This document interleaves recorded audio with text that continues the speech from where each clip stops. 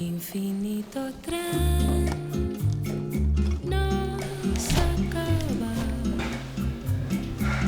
los paisajes cambian sin cesar. I got a new toy, and today we're gonna set it up and we're gonna test out some stuff.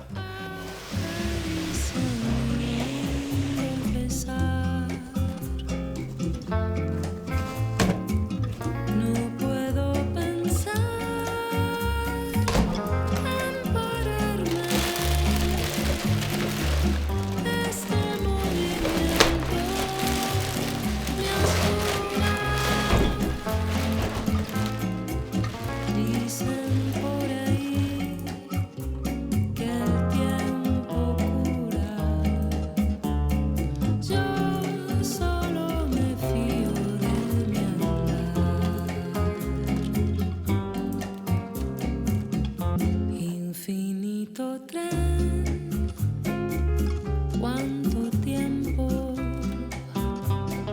pasajeros pasan y se van. El destino está lleno de andenes, en alguno tendré que bajar. Y aunque volveré.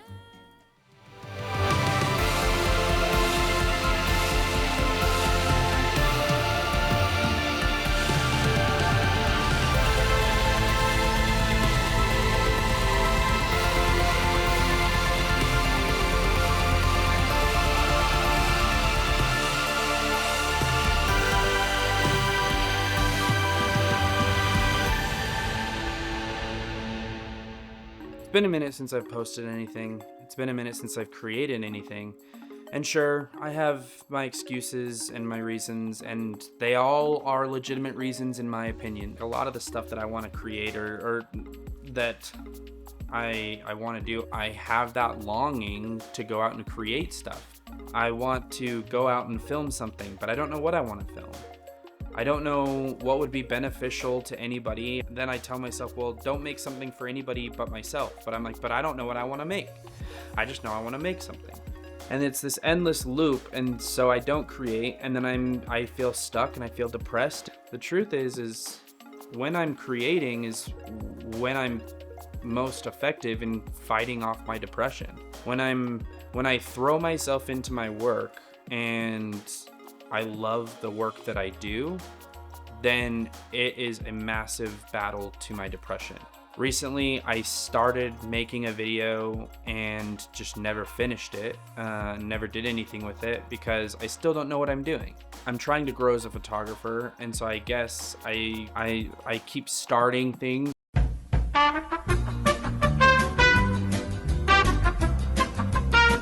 I don't really know what happened with that clip. There was a whole section that I talked about, which I can't find in the clip. Don't know what happened. And then also, I just felt like it was all so low energy. Obviously, this is after the fact. My hair's even grown since I shot that. I painted the wall in my new home office studio. It's still a work in progress. For now, this is what it looks like, but I'm coming after the fact and I wanted to kind of finish the thought.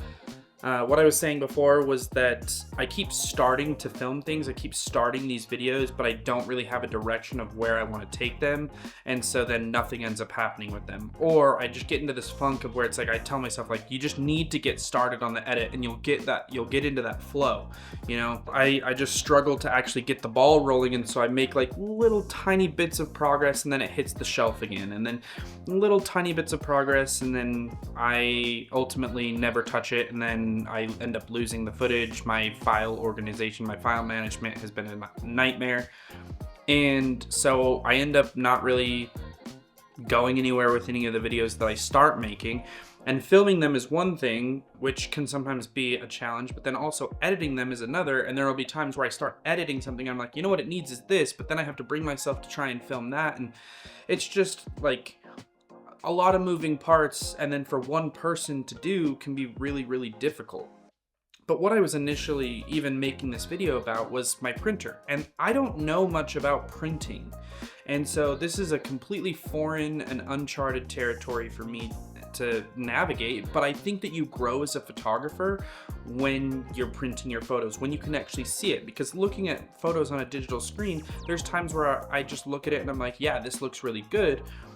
But then after the fact, when I really look at it, I'm like, you know, I probably wouldn't print that photo. Like for me personally, like there's things that like I start to realize about my editing where I'm like, this was a little heavy-handed, this could be improved upon. And I think that that's something that everybody can benefit from, is actually printing your photos, but I think that can also be very expensive, and it's like you only have so many places you can put up your photos. So for me personally, I want to do more like art shows and art festivals and things like that, gallery type stuff where I can put my photos up, because I love to see my photos. And I think the cost of trying to continuously order prints is really expensive. And part of the reason why I can't do shows right now is because I don't have an inventory that I can take with me and put on display. So I decided to take the plunge and actually buy this Canon printer. Already in the short time that I've owned it, I've learned a ton about printing, and there's some stuff where like I completely understand. I am not an expert on printing my photos, but it's something that I'm trying to work on. It's something I'm trying to figure out, and I'm already learning a lot in the short time that I've owned this printer. I'm just documenting this for myself and maybe to inspire you to also figure it out alongside me. I got a whole bunch of sample pieces of paper from Hahnemühle, and it came with a bunch of different sheets of their fine art paper, and I started printing on them, and I was like, man, these all look terrible. Like, I think these all are really awful, and I was really disappointed because there was some where I was like really excited to be able to see them. And then I ultimately figured out every paper has its own color profile that you need to export your photos for that color profile. So when I exported them to that color profile and then I reprinted them, I noticed there was all the contrast came back. The color tones were exactly where I wanted them to be. I'm not gonna go into the background of the printer. I'm not going to go over all the tech specs and anything because I don't know that stuff. That's stuff that's really foreign to me.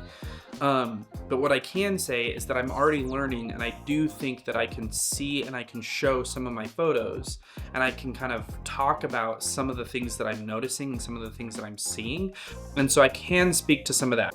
So I guess the main takeaway that I got from this whole thing is that I'm still learning, I'm still growing, and this is an entire world of photography that I know nothing about. But I'm already learning and I'm growing and I'm continuing my upward momentum in terms of the quality and performance of my photography. So I guess I will leave it on that, and I will just say I'm not a technical reviewer when it comes to this kind of stuff, and so there's not much that I can speak to on that. But let me know if you found this helpful in any way. Let me know if there's anything you want to see from me in the future. And until then, keep shooting. I'll see you in the next one. Peace.